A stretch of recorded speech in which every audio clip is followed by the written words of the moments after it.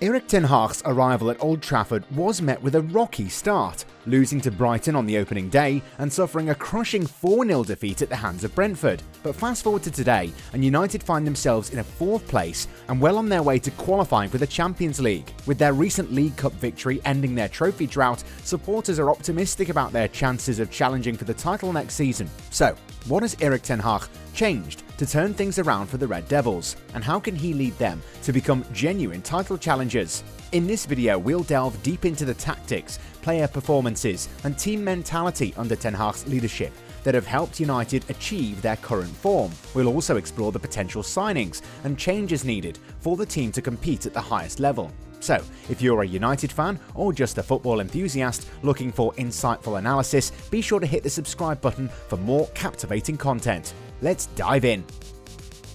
First and foremost, the Dutchman has instilled a level of discipline that would make Sir Alex Ferguson proud. Unlike some of his predecessors, Ten Hag has succeeded in running his dressing room with a firm hand. This season, no one has been immune from his code of conduct. Even Rashford, who was in top form, was benched for arriving late to a meeting, while Jadon Sancho was put on an individual training program to address his mental and physical struggles. Moreover, there has been a significant shift in the players' approach to the media, which Ten Hag explained earlier this year. He wanted to create a culture of high standards, values, accountability, and transparency.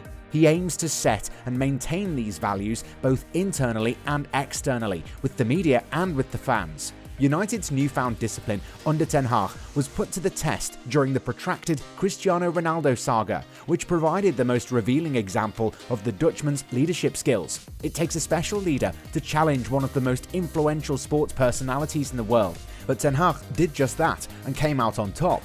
Despite the initial criticism, Ten Hag's actions in handling the Ronaldo situation demonstrated his firmness and unwavering commitment to the club's values and standards. It was another example of his strong leadership and his success in navigating this tricky situation. Moreover, Ten Hag's arrival at Man United brought about a remarkable turnaround for Marcus Rashford.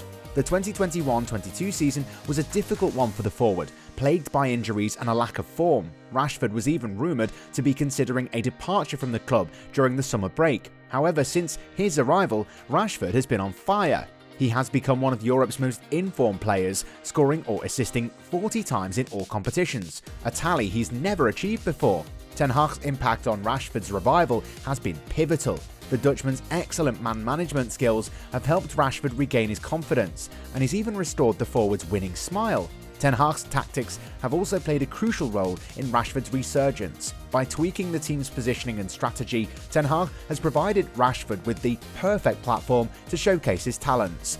Furthermore, Ten Hag's transfer window has been near perfect, with the exception of Antony's questionable form and United's need for another striker. Critics like Jamie Carragher were quick to condemn the signing of Lisandro Martinez, but the Argentine has silenced them with his great performances. Meanwhile, Christian Eriksen, acquired for free, has added a cutting edge to United's attack. However, the standout signing has to be Casemiro, who came with a hefty price tag of £70 million from Real Madrid. The Brazilian has revitalised United's midfield with his ability to break up play and provide stability, a much-needed replacement for the criticised Scott McTominay and Fred partnership. With new owners, Ten Hag could be given a significant transfer budget, and his impeccable recruitment record shouldn't be overlooked. United would be wise to heed his recommendations in the future.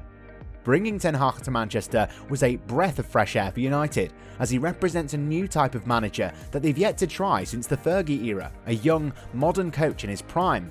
Unlike past managers Louis van Gaal and Jose Mourinho, who were past their prime, Ten Hag is part of a group of innovative coaches, expanding the frontier of coaching in 2023. With a sophisticated tactical system that enabled Ajax to overachieve during his tenure, he's the type of leader top-level players want to work with. His coaching has had a visible positive impact on the team, as evident from Rashford's transformation and Wan-Bissaka and Shaw's resurgence. Ten Hag's ability to identify potential in his players, as he did with Shaw, has been a refreshing change from years of stagnation. The emergence of Garnacho and Pellistri has also been impressive, and United fans will be hoping to see similar improvements from Antony and Sancho.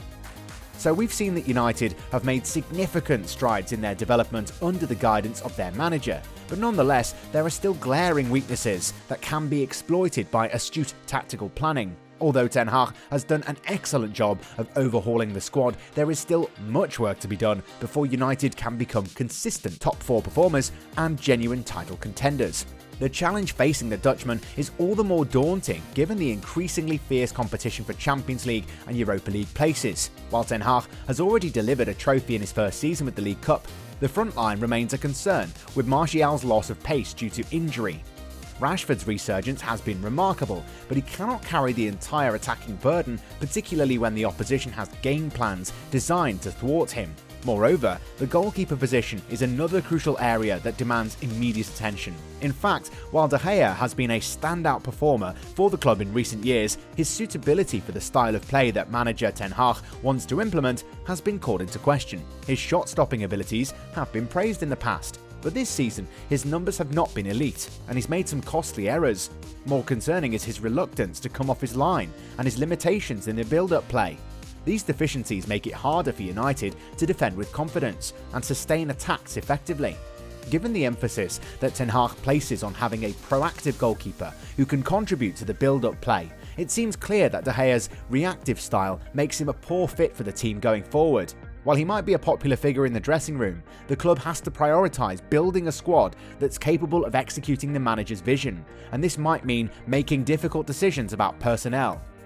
In central midfield, Ten Hag has yet to find a reliable partner for Casemiro.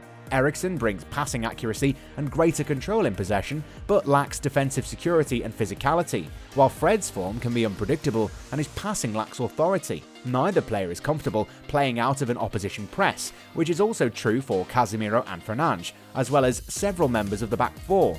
In the recent loss to Brighton at the Amex Stadium, Manchester United turned to midfielder Marcel Sabitzer for some much-needed stability in the midfield. Sabitzer was brought in on loan from Bayern Munich during the last days of the January transfer window with the hopes that he would provide cover for the injured Christian Eriksen. However, his time at United has been disappointing, as he struggled to establish himself in the team and create a partnership with Casemiro as many had hoped. When they needed a goal, they brought on another lone player, Wout Weghorst, who's also struggled to make an impact. Ten Hag has demonstrated his ability to effectively utilise his players' strengths and mitigate their weaknesses against weaker opponents. However, this strategy has proven less effective against teams vying for European competition spots. In the past, Ole Gunnar Solskjaer managed to secure consecutive top 4 finishes while competing against the rising Leicester City side. But this season, Ten Hag faces an even more challenging task with Man City, Liverpool, Arsenal, Tottenham Hotspur, as well as Newcastle, Brighton and Aston Villa all in the mix. United's first choice lineup should be sufficient to secure a Champions League berth, but injuries and fatigue have hampered their progress, having played a total of 56 games. The team's overhaul has begun positively, but Ten Hag is fully aware that there's still a significant amount of work to be done. During a recent interview, the United manager took a moment to consider before confidently affirming his team's readiness to compete again at the continent's top table after a year away. He added that the team sees it as a project and is constantly looking to improve by strengthening the squad and bringing in young players. However, it's clear that adding muscle and honing guile will be necessary to land the power punches on those Tuesday and Wednesday nights next autumn.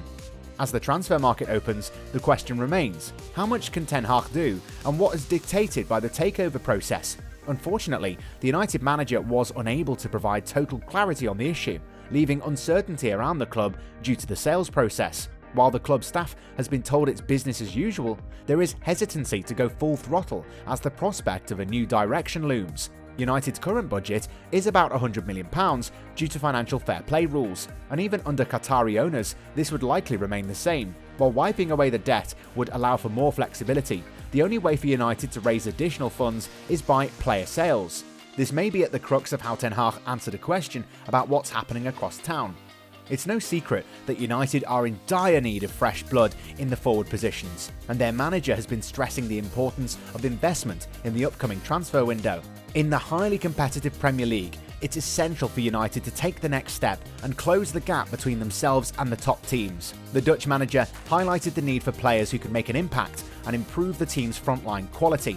In terms of the type of forward they might recruit in the summer, Ten Hag suggests that they could look for a typical number 9 or someone like Marcus Rashford or Anthony Martial who can play in that role. But above all, the team needs offensive players who are impact and quality players. that can elevate the team's performance. The likes of Harry Kane from Tottenham Hotspur and Victor Osimhen from Napoli are among the players on Ten Hag's radar for potential recruitment. However, the club's financial constraints, as well as the ongoing sales process, add to the uncertainty surrounding United's plans for the summer transfer window.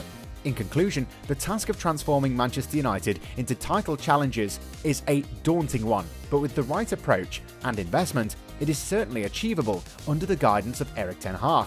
The Dutchman has already shown his ability to instill a winning mentality and develop young talents, and his tactical acumen could be the key to unlocking the potential of United's star-studded squad.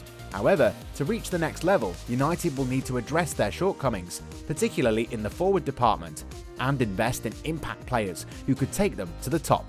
With a clear plan, smart recruitment, and the support of the club's hierarchy, Ten Hag could lead United back to the pinnacle of English football and beyond. The stage is set for an exciting summer transfer window and a new chapter in the Red Devils' storied history. Do you agree with our analysis? We encourage you to share your thoughts in the comment section below. Thank you for tuning in. If you enjoyed this video, please leave a like and don't forget to subscribe for more.